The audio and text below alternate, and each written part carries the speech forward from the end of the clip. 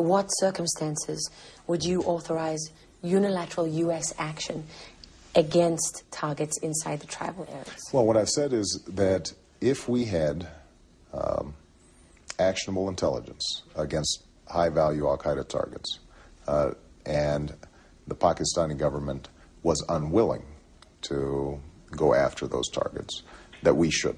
Now, my hope is that it doesn't come to that, that in fact the Pakistani government would recognize that if we had Osama bin Laden in our sights, that we should fire, or we should capture and seize. Isn't that the case now? I mean, do you really think that if U.S. forces had Osama bin Laden in their sights and the Pakistanis said no, that they wouldn't fire? They wouldn't go after? I think actually this is current doctrine. There was some dispute when I said this last August.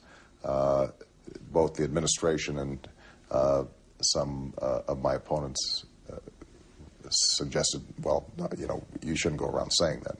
But I don't think there's any doubt that that should be our policy, and will continue to be our policy. But it is the current policy? I believe it is the current policy. So there's no change then? I don't think there's going to be a change there. I think that in order for us to be successful, it's not going to be enough just to engage in the occasional shot fired. We've got training camps that are growing and multiplying. Would you take out all those training camps? Well, I think that what we'd like to see is the Pakistani government take out those training camps. And if they won't? Well, I think that we've got to work with them so they will. But would you consider unilateral U.S. action? You know, I will push Pakistan very hard to make sure that we go after those training camps. I think it's absolutely vital to the security interests of both the United States and Pakistan.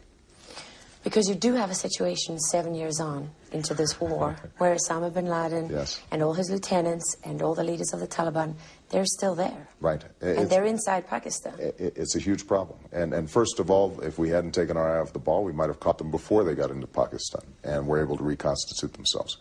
So we made a strategic error, and it's one that we're going to pay for, and unfortunately the people of Afghanistan have paid for as well.